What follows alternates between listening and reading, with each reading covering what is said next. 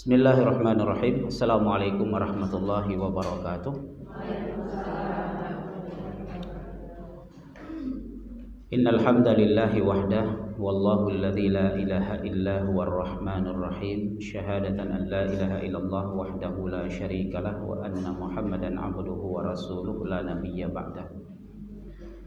Qulillahumma malikal mulki tu'til mulka man tasha' wa tanzi'ul mulka mimman tasha' wa tu'izzu man tasha' wa tudhillu man tasha' biyadikal khair innaka 'ala kulli syai'in qadir. Tulijul laila fin nahari wa tulijun nahara fil lail wa tukhrijul hayya minal mayyiti wa tukhrijul mayyita minal hayy wa tarzuqu man tasha'u bighairi hisab.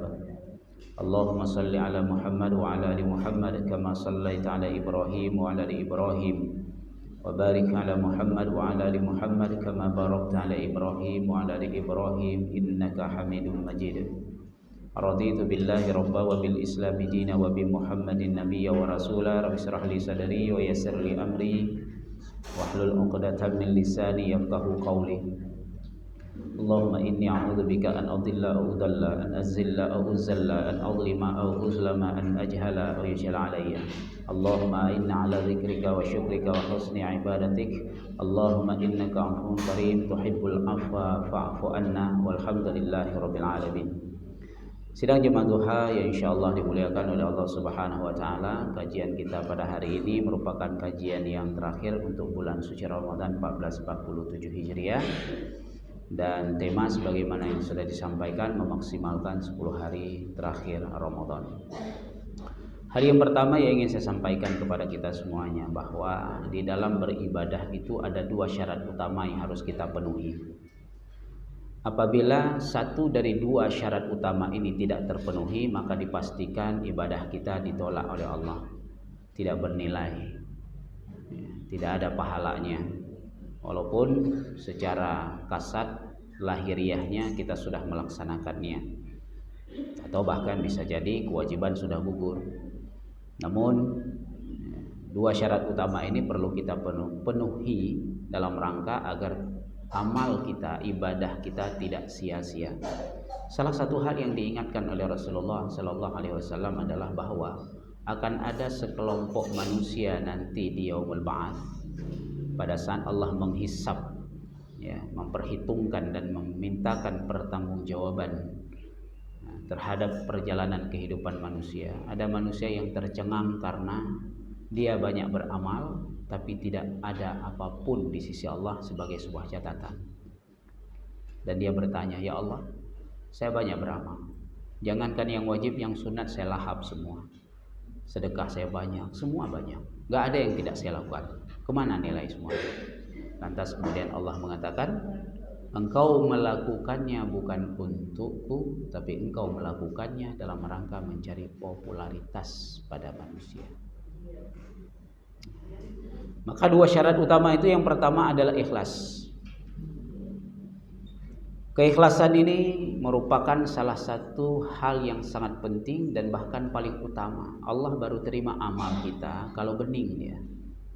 Bening tanpa noda apapun, benar-benar lillahi ta'ala, ya, dari hati, bukan hanya sekedar di lisan. Dan ini pula yang diingatkan oleh Rasulullah, banyak orang beramal lisannya lillahi ta'ala tapi hatinya tidak, dan Allah tahu itu. Tapi banyak manusia yang menyangka dia bisa mendustakan Allah karena sudah mengatakan lillahi ta'ala, ya pasti sudah dicatat oleh Allah ikhlas. Tidak begitu. Allah memotret hati. Allah melihat dan memandang apa yang tersirat, tertulis, terniatkan dalam hati. Makanya Nabi mengatakan innamal a'malu binniyah wa likulli imri'im ma nawa. Setiap amal itu didahului oleh niat, diawali oleh niat, dan Allah akan menilai setiap amal itu sesuai dengan apa yang mereka niatkan. Maka Allah Subhanahu wa taala menuntut kita untuk ikhlas. Wa ma umiru illa liya'budullaha mukhlishina lahuddin. Tidaklah mereka diperintahkan di dalam mereka mengabdikan dirinya kepada Allah, di dalam mereka beribadah, berubudiyah kepada Allah, melainkan dengan keikhlasan. Tidak ada ria'an nas, yura'un nas, atau alladzina hum yura'un. Tidak boleh ada. Tidak boleh ada unsur selain Allah dalam dada manusia selain daripada Allah. Tidak boleh. Hanya Allah saja. Nah, ini perlu dijaga. Karena hari ini tidak sedikit orang tidak mampu menjaga hal ini. Dengan adanya gadget di tangan menyebabkan tidak adanya kontrol di dalam menjaga amal. Dikit-dikit selfie share di media sosial. Dikit-dikit selfie share di media sosial. Ya, ngaji 2 ayat bilang 1 juz di media sosial. Ya. Hati-hati nanti di hadapan Allah Subhanahu wa taala saat kita bertanya, malaikat penulis itu tinggal jawab. Lo kan udah nulis sendiri, udah di media sosial sudah banyak yang like, komen, puji sekali. Ngapain gua tulis lagi ini? Karena udah nulis sendiri, rata media sosial. Kalau sudah masuk media sosial, ada enggak orang enggak akan menunggu like? Kalau udah masuk media sosial, ada enggak yang enggak menunggu jempol? Ada cerita itu. 2 jam kemudian dia buka, siap berapa jempolnya udah. 6 jam kemudian dia buka, siapa aja yang sudah komen. Kalau ada yang muji pasti dibalas, minimal disenyumin. Makasih. Ya. Kalau ada yang mencaci maki, dibalas juga. Ya. Nah, ya bahasanya ya sesuaikan gitu. Saat dipuji jadi sum'ah. Dah 2 penyakitnya. Pertama tadi riya, masuk sum'ah. Tersanjung saat dipuji. Hati-hati kesandung. Makanya Rasulullah SAW mengatakan, salah satu hal yang sangat aku khawatirkan pada kalian adalah asyirk as-saghir, syirik kecil. Para sahabat bertanya, apa itu ya Rasulullah? Syirik kecil itu riya, pamer. Setiap kebaikan dan ibadah yang kamu lakukan ingin selalu orang tahu. Nggak nyaman kamu, belum insomnia kamu kalau orang nggak tahu. Ya. Tapi kalau orang udah tahu, ya ibu baik kali begini begitu mengono segala macam, oh nyenyak tidurnya, nyenyak kali itu. Nggak tahu semua itu. Apalagi kalau udah di media sosial tadi, waktu menjelang tidur dilihat, komennya Masya Allah gitu ya. Malah ada yang izin share ya Bu ya. Cepat-cepat dijawab iya boleh, enggak apa-apa. Pakai bahasa Arab lagi, la baksa, baru belajar. Hati-hati. Betul, Allah Subhanahu wa taala mengatakan di dalam surah Al-Baqarah bahwa kita boleh saja memberitahukan, ya, wa in tubdu sadaqatikum fa ni'immahi, kata Allah. Jika kamu ingin menampakkan sedekahmu, amalmu, kebaikanmu, bagus, kata Allah, bagus. Tapi wa in tukhfuhum, kamu sembunyikan, kamu tutup, itu jauh lebih baik. Kenapa? Nggak capek jaga hati. Kalau orang nggak tahu kan nggak capek jaga hati. Tapi kalau orang udah tahu, ini beti nanti ini. Beda tipis nanti itu, ya, untuk menjaganya. Saya nggak ria. Allah kan tahu itu. Kita boleh aja ngomong kepada manusia, saya ikhlas, saya nggak ria, saya nggak ini nggak itu. Tapi Allah kan tahu hati kita. Yang dipotret oleh Allah kan hati. Bukan manusia yang memotret hati kita, bukan manusia yang menilai amal kita, tapi Allah yang memotret dan Allah yang menilai. Allah yang kasih pahala, bukan manusia. Manusia nggak ada urusan. Maka ada seorang tabi'in, Salamah bin Dinar rahimahullah, beliau mengatakan, uktum hasanatik kama taktum sayiatik. Sembunyikan kebaikanmu, amal solehmu, sebagaimana kamu sembunyikan keburukan-keburukanmu. Nah, inilah manusia. Giliran keburukan ditutup-tutup habis sama dia, jangan ada yang tahu. Kalau kebaikan dibuka-buka semuanya. Maka Salamah bin Dinar mengatakan, sebagaimana kita menutup, berhati-hati sekali Kita tidak mau orang tahu keburukan kita. Maka begitulah seharusnya dengan kebaikan, agar kita tidak capek di dalam menjaganya. Ya, tidak ria nanti, tapi kemudian jadi sum'ah saat dipuji-puji orang. Namanya juga manusia. Kita ya, semua orang ingin dipuji, ya, senang dipuji itu. Bahkan ada pujian palsu juga senang. Tahu kita itu palsu, senang juga.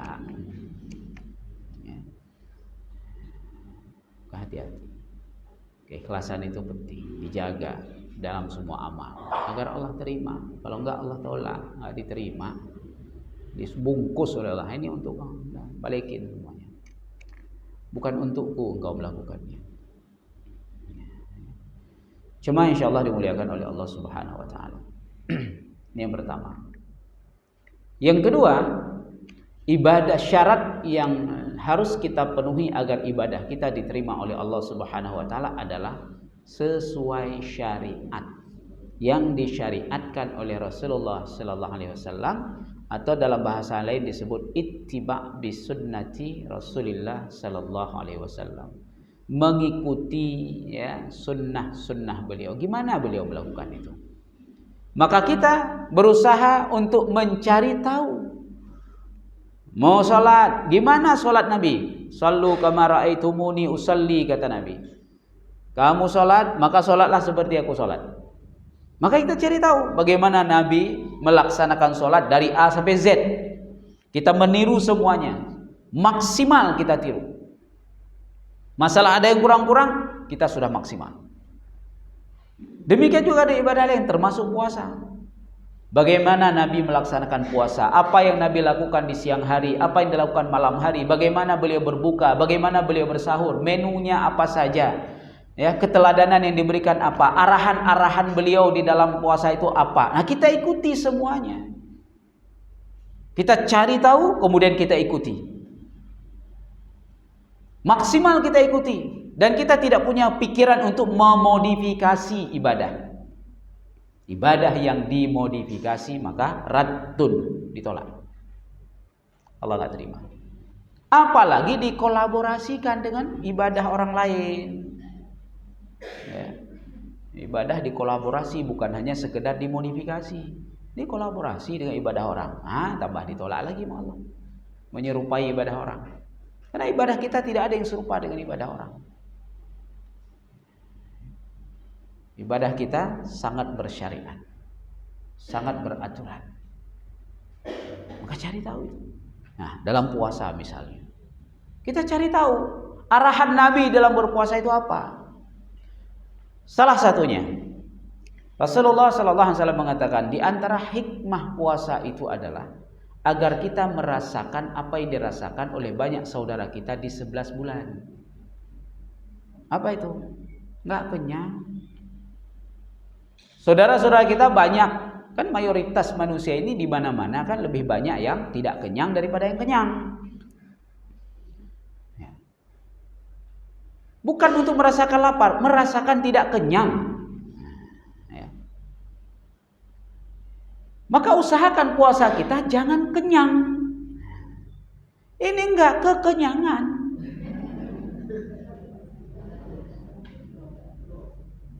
Sehingga para istri Nabi, Aisyah radhiyallahu anha, Hafsah, Maimunah dan lainnya meriwayatkan, kalau sudah datang bulan suci Ramadan, ya, dapur kami aman. Kami tidak banyak dehdohnya gitu.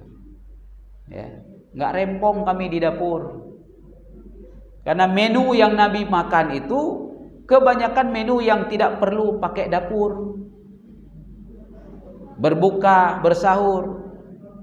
Sesekali beliau hanya meminta, misalnya, wahai Aisyah, ada daging kambing enggak? Kayaknya lapar nih.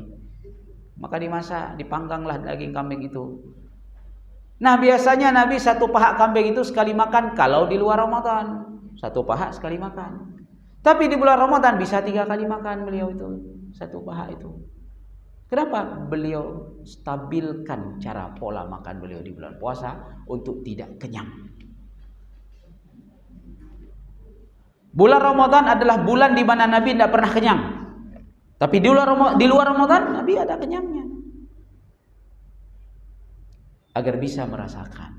Oh begini rupanya kalau nggak kenyang, tidur bawa perut, tidur nggak kenyang itu begini gitu.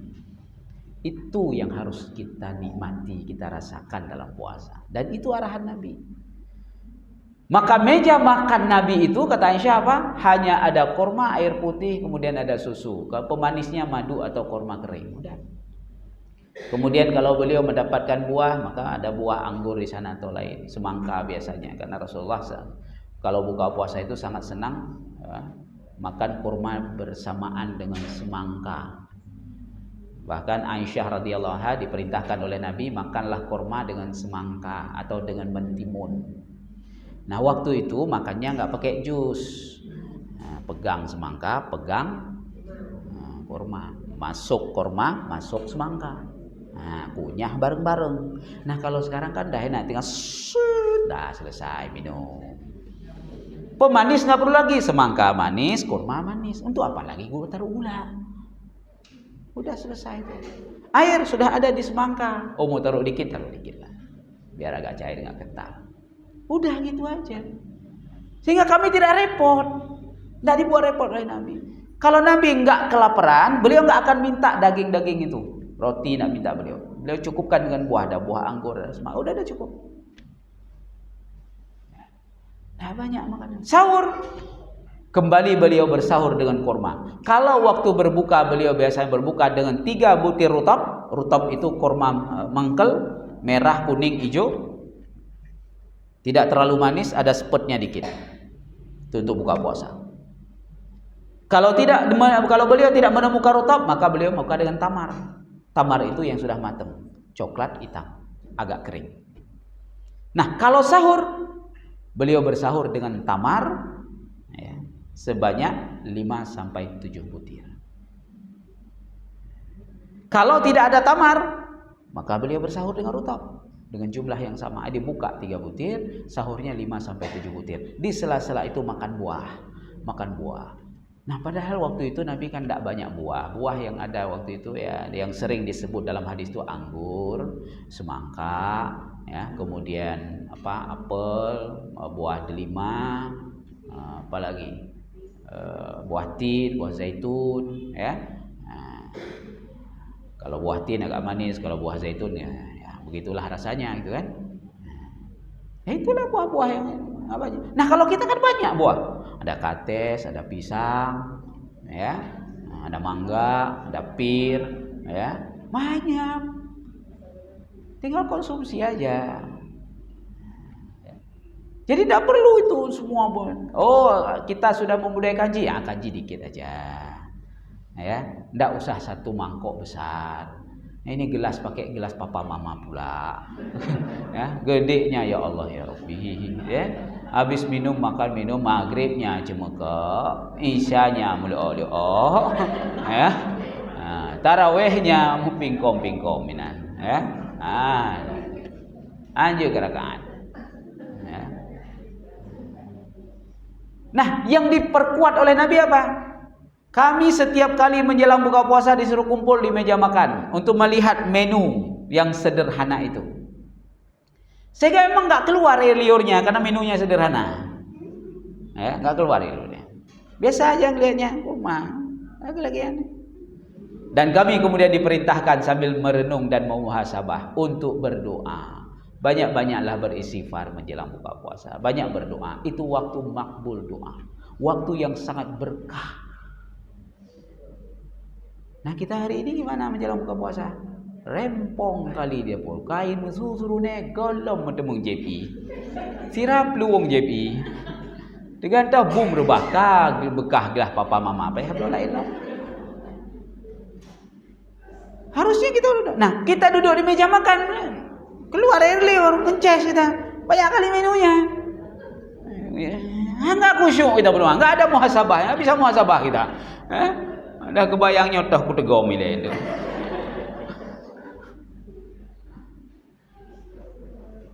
Jadi tidak dapat kita hikmahnya, tidak dapat. Ya. Demikian juga waktu sahur. Sahur adalah waktu yang sangat berkah. Waktu yang Allah kabulkan doa. Waktu Allah menunggu kita berdoa. Maka sahur sedikit, kemudian kita berdoa terus-menerus. Banyak istighfar. Wal mustaghfirina bil ashar wa bil ashar hum yastaghfirun, kata Allah 2 kali surah Al Imran dan Al Jasiyat. Istighfar itu waktu sahur. Waktu sahur itulah untuk istighfar. Nah, ini fungsi Ramadan, laundry dosa kita di 2 waktu itu. Nah, kalau kita ikuti sunnah Nabi, syariat Nabi, maka puasa kita bagus. Sehingga anggaran dapur Nabi dan para sahabat beliau itu turun bulan puasa, nggak naik. Nah, kita naik, biasanya 3-4 juta jadi 7 juta. Masalah kita ini. Bukan hanya anggaran, sampai berat badan juga naik. Pas lebaran, wow, 70 jadi 77 gitu. Harusnya turun, ya. Aisyah tuh setiap habis puasa tambah langsing aja. Hafsah juga diminta tambah langsing aja. Nabi yang sudah mulai kegemukan habis puasa, ya, turun. Ya. Abdurrahman Yusuf turun kan? Turun 7 kilo udah turun 20 hari. Ya. Iya. Kalau kita praktek enak, seger. Wah, dia usah gimana apa jadi ini buah-buahan, ada apa jauh buah, apa jauh mie, apa jauh gorengan macam. Wah, itu mindset, Bu. Itu mindset aja itu. Buang mindset itu bahwa kita bisa. Kalau Nabi bisa, kenapa kita tidak bisa? Orang udah banyak bisa, kenapa kita nggak bisa? Bisa. Buang mindset itu. Tidak masalah kita makan gorengan 1 biji, tidak ada masalah. Ya, tambah sebagai tambahan. Ya, makan nasi dikit. Ya, tidak ada masalah itu. Tapi jangan berlebihan. Nah, yang guralom kenyang. Di luar Ramadan sampah kita sampah, tidak ada makanan. Di bulan Ramadan sampah kita banyak makanan. Jadilah mubadzir. Padahal apa Allah katakan? Yang pertama Allah katakan kulu washrabu wala tusrifu. Innallaha la yuhibbul musrifin. Makan, minum, tapi jangan berlebihan. Allah tidak suka dengan orang yang berlebihan, kata Bob. Yang kedua, la tubadzir tabdzira, jangan mubadzir terutama dalam makan minum. Innal mubadzirina kanu ikhwana syayatin, karena orang mubadzir itu, perilaku mubadzir itu bersaudara, kakak beradik dengan syaitan. Tambah dahsyat dari langan pertama. Kalau tadi hanya Allah mengatakan Allah tidak suka dengan orang yang berlebihan. Kalau ini saudaraan kamu sama syaitan. Di luar Ramadan kita tidak saudaraan sama setan. Giliran bulan Ramadan saudaraan, padahal setan dibelenggu. Artinya siapa yang setan?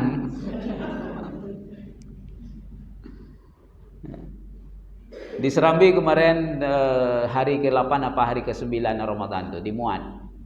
Ya, sampah di Luxmai bertambah 100%, 180 ton yang biasanya 90 ton. Nah, tambahan 90 ton itu semuanya makanan rupanya. Yang dibuang, risol, bakwan, ini akhir buru-buru. Siapa yang buang? Orang puasa. Orang puasa.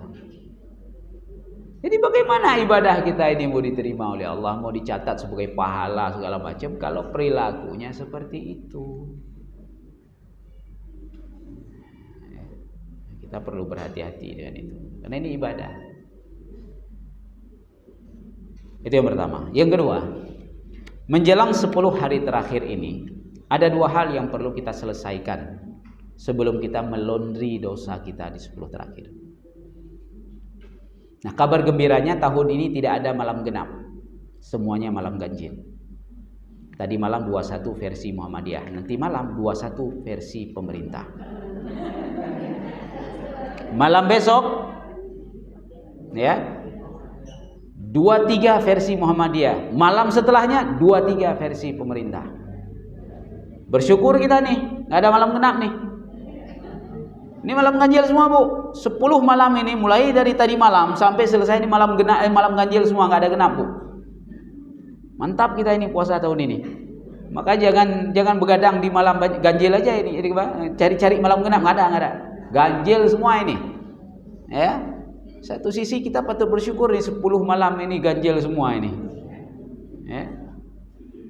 Terserah Allah mau kasih Lailatul Qadar di malam apa. Yang penting ada di setiap malam itu kita ada ibadahnya.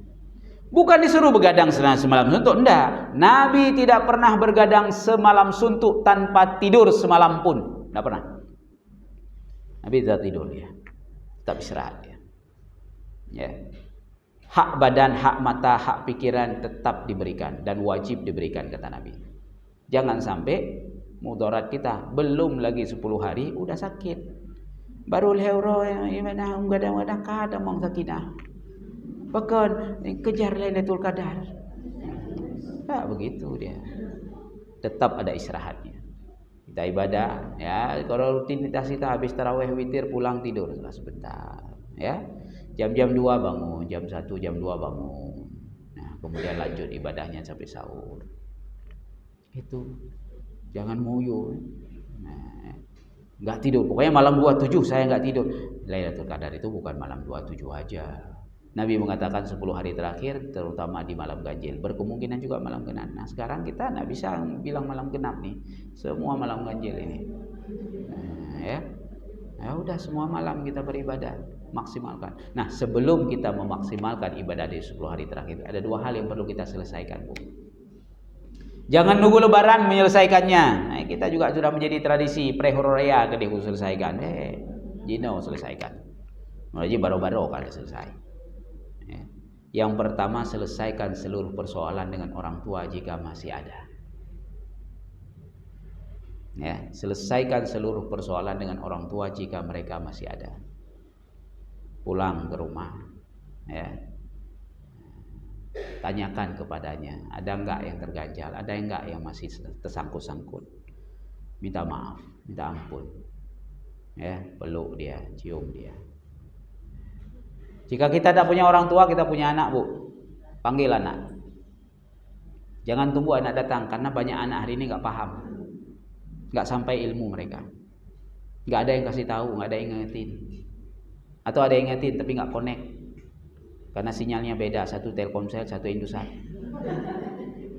Panggil mereka, nggak usah sungkan ngomong dengan anak bahwa kita orang tua mereka, yang harus mereka hormati, yang harus mereka muliakan, yang harus mereka patuhi, ya, yang harus mereka dapatkan ridho kita. Panggil mereka, ngomong, nak. Ngomong baik-baik dengan mereka.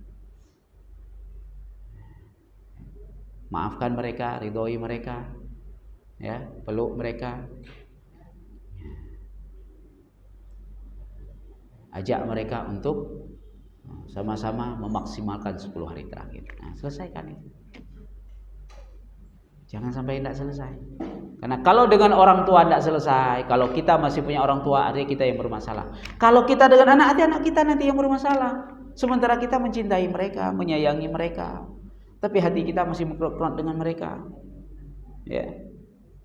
Hari-hari mereka hidup dengan kita, banyak bantahnya, tinggi suaranya, ya, banyak ngejawabnya, sakit hati kita.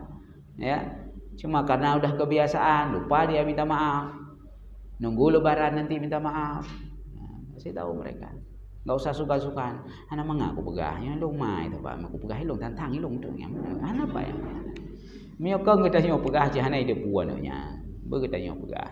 Gok pegah balik dengar tiga dengar terai wo rumah kah kita ilo. Kita yang ngomong. Ya, kita sebagai orang tua ngomong. Selesaikan. Karena mereka adalah buah hati kita. Ya. Bukan orang lain. Kita harus maafkan mereka, harus ridhoi mereka. Tetapi terkadang itulah manusia. Bagaimana kita mau ridhoi mereka? Mereka juga enggak ada pedulinya gitu. Ya, milih kemah dong. Salam mentang kamu dia tempe bak ming menan. Aleh pak syariat tempe bak ming ma jaroma. Ya. Kasih tahu ke mereka. Ya. Tangan yang paling karamah dalam hidup kita itu ya tangan orang tua. Gak ada yang lebih keramah selain daripada tangan orang tua. Gak ada tempel-tempel di pipi itu. Ya, yang ada apa? Dicium, dikecup, bolak-balik kecup nih tangan orang tua itu. Ya, kita tidak usah sungkan mengatakan kepada anak ini, nah tangan ini. Nah, tidak usah sungkan. Mereka harus tahu itu. Karena tidak ada yang menyampaikan ke mereka mungkin. Ya. Nah itu yang pertama, selesaikan itu. Yang kedua, yang masih punya suami. Yang ada suami, yang sudah bersuami. Kalau yang belum ya sudah, tunggu aja. Ada yang belum? Atau yang sudah tidak ada lagi ya sudah, berarti sudah lewat. Tinggal Allahumma firlahu warhamhu wa'afihi. Ya, doakan suami. Nah, ini masih ada. Masih bersama suami. Selesaikan juga dengan suami. Rasulullah sallallahu alaihi wasallam mengatakan hendaklah para istri itu selalu meminta maaf kepada suaminya. Ini bukan masalah salah benar. Siapa salah, siapa benar, bukan itu. Tahan egomu dan datanglah kepada suamimu. Ambil tangan mereka, katakan, wahai suamiku, aku tidak bisa memejamkan mataku pada malam ini kalau engkau belum meridhoiku dan memaafkanku. Itulah wanita solehah, istri solehah. Hana payah ke mengadat lagi yang tabi kau nyanyi jauh apa yang hana payah ke menat. Nah, si suami juga harus tahu, kasih tahu bu ke suami. Bang, menyokai long kulungkun lagi nyan, nemat ubun-ubun long bang. No nemat, nemendoa ke long bang. Itu perintah Nabi. Kalau istri sudah datang memegang tangan suami kemudian mengatakan, saya tidak bisa memejamkan mata malam ini kalau engkau belum meridai dan memaafku wahai suamiku, maka suami harus segera menggerakkan tangannya memegang ubun-ubun istrinya, kemudian dia mendoakan istrinya agar istrinya menjadi bidadari surga. Bilang sama suami, doa ke long bang. Baik long akuขึ้นlagi nya itu kem-kem kron. Apa ubun sini? Ya. Dan kalau itu dilakukan di bulan Ramadan, luar biasa sekali itu. Ini waktu makbul. Bulan Ramadan ini kan kalau buka dengan sahur itu memang waktu istimewa dari semua waktu. Tapi bulan Ramadan dari 1 Ramadan sampai akhir Ramadan itu semuanya waktu makbul. Mau jam 10 siang, mau jam 10 malam, mau jam 2 siang, jam 2, terserah, semuanya makbul itu. Apalagi malam harinya. Ya, apalagi malam harinya. Nah, menjelang 10 terakhir ini, selesaikan itu. Bang, nyok kado 10 terakhir, Bang. Ya, nyotanya laundry, Bang. Irona nak atikaf, ilung irmong. Kan? Nampu maah long, Bang. Maka suami pun akan mengatakan yang sama. Saya juga minta maaf, kemudian dia doakan istrinya. Ya, kalau sudah begitu lalang sujud kesebutan. Ya Allah, jadikan dia bidadariku di dunia dan di syurga. Sebagaimana engkau kumpulkan kami berdua, kumpulkan juga di dalam syurga. Dalam sujud minta kayak gitu 10 hari terakhir luar biasa itu. Ya. Selesaikan ini. 2 hal ini sudah selesai, nah baru kita bisa memaksimalkan 10 hari terakhir. Apa kata Rasulullah di 10 hari terakhir? Kencangkan ikat pinggangmu wahai umatku. Kencangkan ikat pinggangmu. Nggak usah mikir lagi tentang menu buka puasa, menu sahur segala macam, nggak usah. Yang laki ayo nginap di masjid, Nabi ajak ke masjid. Nggak usah pulang. Nanti kita pulang malam lebaran. Yang perempuan kalau mau ikut boleh, tapi jangan menyusahkan. Karena sebaik-baik ibadah perempuan itu tetap di rumah. Berjamaah tidak dianjurkan, tapi kalau datang dibolehkan, tidak boleh dilarang. Itikaf juga sama. Di masa Nabi ada yang itikaf. Hafsah itu rumahnya bergandengan dengan rumah Aisyah. Aisyah nggak keluar rumah, dia tetap di rumah. Hafsah buat tenda depan rumah. Depan masjid. Dibolehkan oleh Nabi. Istirahat dalam tenda, ibadahnya dalam masjid. Maka dibolehkan, tidak boleh dilarang. Tapi dengan syarat jangan menyusahkan. Mana yang menyusahkan? Ada anak bayi misalnya, bawa anak-anak bayi ke sana. Itikaf nggak disuruh bawa anak. Disuruh bawa anak ke masjid waktu sholat. Itikaf nggak ada sejarah, nggak ada cerita, nggak ada hadis, nggak ada ayat, nggak ada fatwa, nggak ada kitab yang menulis, ya, nggak ada catatan dalam sejarah kalau anak-anak boleh dibawa dalam itikaf. Ada yang bawa gitu, ada sahabat, ada siapa gitu, tabiin, ulama bawa anak itikaf, nggak ada. Yang dibawa oleh mereka yang sudah baligh, ya, yang sudah baligh. Kalau belum baligh nggak dibawa itikaf. Kenapa? Itikaf itu butuh keheningan. butuh kekhusyuan, kezukan. Orang mau nangis iktikaf itu, orang mau khusyuk ibadahnya. Nah kalau ada anak-anak pas baru kena klik, kan aja deh. Kan aja deh kayak karu. Kalau kayak pasar malam kan. Nah begitu dia. Nabi dulu bawa Hasan Husain ke dalam jamaah solat itu, beliau usahakan tidak mengganggu orang. Siapa yang diganggu? Beliau yang diganggu, bukan orang lain. Dijadikan Nabi lagi sujud kuda-kudaan oleh cucunya, dibiarin supaya dia puas. Kalau dia nggak puas, khawatir dia akan mengganggu orang, maka dipuasin oleh Nabi sampai dia turun baru Nabi bangun. Puas dia, nggak ganggu orang. Dibawa, diberdiriin di samping Nabi, diingatin. Nabi lagi khutbah dalam hadis yang lain. Khutbah kan khatib tidak boleh turun kalau belum selesai. Nabi lagi khutbah, masuk Hasan Husain dari belakang. Nabi langsung turun lari, ngambil mereka, naikin ke atas mimbar. Kenapa? Supaya mereka tidak sambil berjalan tuh ganggu orang. Jadi bawa anak ke masjid jangan mengganggu orang. Ni oleh gemean ke masjid, dia gedau saf ke. Ani dia ikut. Ya. Ganggu kau, kau yang khusyuk tu ben. Kau yang hana khusyuk. Ya kalau bahasa sekarang mikir gitu. Ya. Gara-gara ni tanya gop karu, tapi tanya ge ini anak urusan. Khusyuk deh. Ya. Gop dia karempong ni. Iktikaf nada bawa anak iktikaf kecuali yang baligh. Apalagi bawa bayi, ngapain? Perempuan itu di rumah. Perempuan itu di rumah, ngapain bawa bayi ke masjid? Pahitoi ke bukan? Oh dua aku pakai pampers sebenar. Kau mangat bawa ke pegelihan. Jauh tu. Ada kayak gitu, ya. Ini enggak begitu dia.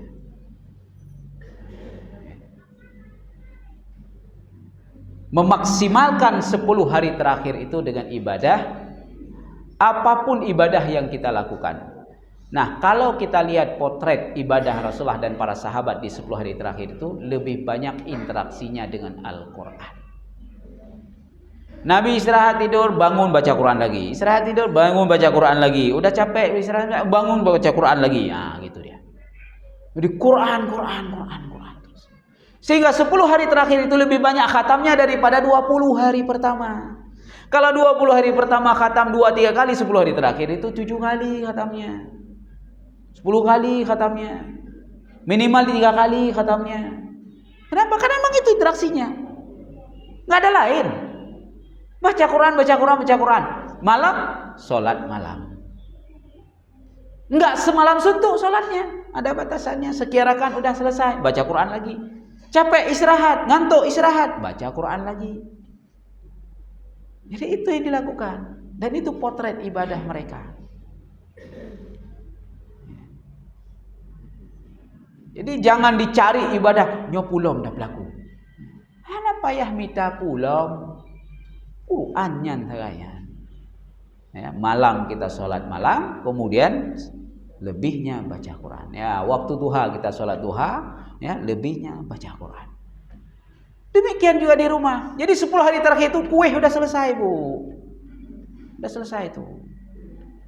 Nah, ada lagi buatnya buat itu segala macam rempong, atap hana tu atap rumahnya. Ya, itu biasa. Halalinya. Pasar itu enggak boleh ada lagi tuh. Nah, pikiran kita udah enggak di pasar lagi. Kalaupun kita tidak di masjid, ya, kalau di masjid kita hanya waktu sholat saja, di rumah itu tidak ada lagi kepikiran ke pasar, kepikiran ini, nggak ada lagi. Pikiran kita cuma satu, fokus, ya Allah ampuni saya, ya Allah maafkan saya. Allahumma innaka afun karim, tuhibbul afwa fa'fu anni. Itu yang diulang terus oleh Nabi dalam sujudnya. Dalam doa-doanya itu yang diulang terus, istighfar, kemudian Allahumma innaka afun karim. Ya. Baca Quran lagi. 20 hari terakhir kajian kita sudah selesai, semua tadabbur kalau sudah selesai. 10 hari terakhir baca. Enggak ada lagi tadabbur itu, baca aja terus. Khatam, ulang baca lagi, khatam, ulang baca lagi. Sembari di sela-sela itu kita terus memohon ampunan kepada Allah Subhanahu wa taala. Kita ingin mendoakan siapa, sebut namanya. Diam-diam kita doakan saudara-saudara kita yang sakit, ya Allah sembuhkan. Ya. Yang sakit hati, ya Allah sembuhkan juga. Maafkan mereka yang mencaci makiku, yang menghibahku, yang memfitnahku. Ampuni mereka, ya Allah. Ampuni mereka. Mereka mungkin tidak tahu, ya Allah, Engkau yang maha mengetahui. Cintai setiap orang yang mencintaiku, sayangi setiap orang yang menyayangiku, ya Allah. Ya Allah, si fulan itu sahabatku, ya Allah. Berkahi hidupnya. Doain semua. Kita punya anak, ya, sebut nama mereka. Dalam sujud-sujud kita, dalam sela-sela bacaan Quran kita, tengah ada baca Quran, ingat ya ke anaknya, ya Allah. Sesak kita hati dalam air mata itu, minta kepada Allah. Ya. Bahagiakan dia, ya Allah. Tenangkan hidupnya, ya Allah. Berikan keberkahan dalam hidupnya, ya Allah. Mudahkan segala urusannya, ya Allah. Aku mencintainya karenamu, ya Allah. Maka cintai dia, ya Allah. Sayangi dia, ya Allah. Begitu. Baca lagi Quran, ingat lagi siapa gitu, doain lagi. Dalam sujud siapapun yang kita ingat, sebut namanya. Dan setiap doa itu diaminkan oleh para malaikat untuk kita. Amin ya Allah, untuk dia juga ya Allah. Amin ya Allah, untuk dia juga ya Allah. Rajin-rajin mendoakan orang, maka malaikat pun rajin mengaminkan untuk kita. Jadi tidak banyak memang yang harus kita lakukan. Tidak ada modifikasi ibadah 10 hari terakhir itu, tidak ada. Banyak baca Quran, banyak interaksi dengan Quran, tegakkan malam dengan sholat, ada duha di pagi hari, zikirnya perbanyak istighfar saja. Tambah sayyidul istighfar, Allahumma anta rabbi la ilaha illa anta khalaqtani wa nahnu abduka wa nahnu ala abdika. Hasbunallah wa ni'mal wakil, hasbiyallahu la ilaha illa anta la ilaha illallah wahdahu la syarikalah. Itu aja. Nah, banyak-banyak yang lain, zikir biasa, itu aja yang diperbanyak. La ilaha illa anta subhanaka inni kuntu minadh dhalimin. Subhanallah alhamdulillah wa la ilaha illallah wallahu akbar. La haula wa la quwata illa billah. La ilaha illallah, la ilaha illallah al-azimul halim. La ilaha illallah rabbul arsyil azim. La ilaha illallah rabbus samawati wa rabbul ardi wa rabbul arsyil karim. Ya begitu aja. Perbanyak aja. Sore kita memperbanyak apa? Pagi kita memperbanyak zikir yang mana? Nah, fokus saja kita satu zikir, kita perbanyak di waktu-waktu tertentu. Ya. Jadi nggak perlu lagi mikir-mikir yang lain. Kalau bapak sudah di masjid sudah agak lapang, yang agak-agam kamu masjid tinggal ya ini nangir mohai tayonya baca Quran. Nah, langkama masing-masing, ya. Duk mesti gaje cit. Nah, cuma nak tahu dengar ngengong lagi tu no. Jadi gitu. Jadi tak perlu modifikasinya kuno pelakunya nyo nak dikir 1000, nyo nak dikir 2000, ya. Nyo nak wirid 1 juta, nyo kuno baca surah Al-Waqiah nyak bek gathing ku 40 pek ge tiu rawa. Payah menan hari. Baca Quran khatam. Baca Quran khatam. Pas dapat hari Jumat perbanyak selawat. Pas dapat hari Jumat perbanyak selawat. Itu 10 hari terakhir. Nah, apalagi nanti pada saat hari Jumat habis asar bulan Ramadan. Oh, bagus sekali itu waktunya. Double itu makbulnya, istimewanya. Ya. Hari Jumat habis asar bulan Ramadan 10 hari terakhir. Enggak tahu ini tetap ganjil, Bu. Nah, 10 hari terakhir ini hari Jumat kita ini depan ganjil. Nah, ganjil, Bu. Walaupun puasa kita misalnya genap itu ganjil. Ya, bersyukur kali kita. Dan dalam seperti ini nih kita harus optimis, husnuzan dengan Allah. Optimis sih kita, tidak boleh pesimis. Tidak boleh pesimis. Minta surga Firdaus. Minta Lailatul Qadar, ya Allah pertemukan saya dengan Lailatul Qadar, ya Allah. Pertemukan saya dengan Lailatul Qadar. Dan bertemu dengan Lailatul Qadar itu tidak ada ciri-ciri khusus gitu bahwa kita bisa mendeteksi diri. Oh, ilmu merumpok Lailatul Qadar malamnya. Hana payah menan hari, ya. Bah getulih inda Allah Taala mentang bahwa itu akan merumpok. kalau kita ada ibadah tiap malam itu pasti dapat. Ya. Tiap malam kata kita ada ibadah, ada qiyamul lail, ada baca Quran, udah pasti dapat itu. Enggak usah sungkan kita, ya, udah pasti dapat itu. Ya. Enggak usah pesimis kita, nyoh anak demang tangilo. Ya. Anak usah sungkan. Biasa aja gitu. Optimis aja gitu. Dalam meminta surga kepada Allah, kata Rasulullah, jangan minta, ya Allah yang penting masuk surga, emperan juga. Enggak ada emperan surga itu. Enggak ada kilima surga itu. Hana babineh-bineh hana. Setiap orang masuk surga itu mesti punya istana. Mesti punya tempat tinggal. Enggak ada emperan. Enggak ada tenda di sana, enggak ada huntara pun. Ya. Maka mintalah Firdaus. Masalah Allah menempatkan di mana? Itu urusan Allah. Yang penting kita udah masuk. Ya, yang penting kita udah masuk. Yang menyedihkan ketika tidak masuk. Dan di 10 hari terakhir ini banyak-banyaklah mendoakan orang yang terdekat dengan kita, orang tua kita, pasangan hidup kita, anak-anak kita, menantu cucu kita, ya. Doakan mereka semuanya. Jika ada di rumah, pegang ubun-ubun mereka. Kalau masih kecil, taruh di atas pangkuan kita. Sambil kita memeluk dan memegang ubun-ubunnya, doain. Sambil mengeluarkan air mata. Ya, jihana payah dapat debi geroi. Debi geroi. Kalau udah gede nggak bisa kita muung lagi, ya sudah taruh di depan.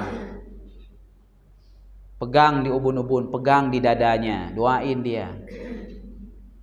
Yang kalau mutuk-mutuk geroi. Anak payah ni ukli-ukli geroi. Dia dengar main doa. Dia dengar yahim doa. Orang tua kita juga gitu. Kita datangi dia, kita pegang ubun dia, kita kecup kening dia, kemudian kita doain dia. Nah, itulah yang dilakukan di 10 hari terakhir. Ini tidak ada macam-macam 10 hari terakhir, begini, bukono, nggak ada. Itu aja, maksimalkan saja apa yang sudah ada itu. Sampai kemudian terbenamlah matahari di hari terakhir Ramadan. Maka selesai. Maka kalau seperti itu mesti ada kesanmu. Ibu akan rasakan kesannya kalau seperti itu. Kesan di sore hari itu pada saat buka puasa terakhir itu nggak bisa dilukiskan dengan apapun. Ya. Begitu rindu kita dengan Ramadan, nggak mau berpisah. Kenapa tidak ada kesan? Karena tidak begitu cara kita. Sebahagian kita tidak begitu caranya, asik dengan cuma sehingga ketika hore. Ya, berakhir Ramadan hore. Ya, tet kemenyan, kemenyan. Mercon, kemenyan. Nah, tet mercon gelah macam okrak-krik gede malam muro raya pek poh 2 malam ide mentang bajalang gudang baru. Mangka hana umbu be. Ya. Malam megang malam terakhir Ramadan, ya. Mantang ibadah impre. Buna daging bunanya buna je segala macam. Napa siap baju baru-baru sana. Oh katelak baju uronyo baru dengar uronyo napa siap baju. Napa siap baju persoalan kulkah. Untuk tinggal pei-pei pada pu mentang. Ya, lejino nak presto ni presto yang dua binek kat dia. Nam susah be. Oh nampak dia nak tunjuk aja mentang. Kan tunjuk yang dah nak buat ron. Ya, bahu runyam pelaku. Yang runyam cik nyambut ke. Ya. Mi hana buatnya hana peng. Yang cikar rezeki koknya jok joknya. Bagi rempong le yang murah 10 hari terakhir, terutama di akhir-akhir beneran itu yang rempong lagi kita. Udah fokus saja. Dimaksimalkan, dioptimalkan. Karena Ramadan tahun depan ya kalau kita dapat. Kalau nggak dapat sudah selesai. Bukankah di antara kita ada yang sudah tidak ada lagi? Atau masih ada tapi nggak bisa berbuat apa-apa, terbaring di tempat tidur nggak bisa buat apa-apa. Ya. Menjelang Ramadan kemarin ada beberapa orang jatuh, kemudian ada yang koma, ada yang ini, ada itu. Kita datang lihat, ya Allah masih hidup, tapi nggak bisa buat apa-apa, bayar fidyah. Ada yang nggak koma segala macam, tapi kemudian dokter mengatakan ibu nggak boleh puasa air bu, payah nih pajuh bu 2 jam 3, anjir puasa air ona. Ustaz, tolong Ustaz nyempat fidyah. Anjuk puasa.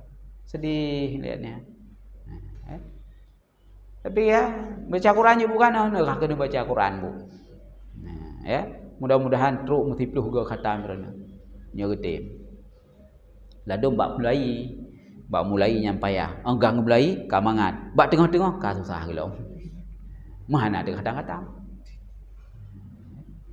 Itu. Cuma insyaAllah dimuliakan oleh Allah Subhanahu Wa Taala. Demikian beberapa hal yang perlu saya sampaikan dalam kesempatan berbahagia ini. Semoga ada manfaatnya. Assalamualaikum warahmatullahi wabarakatuh.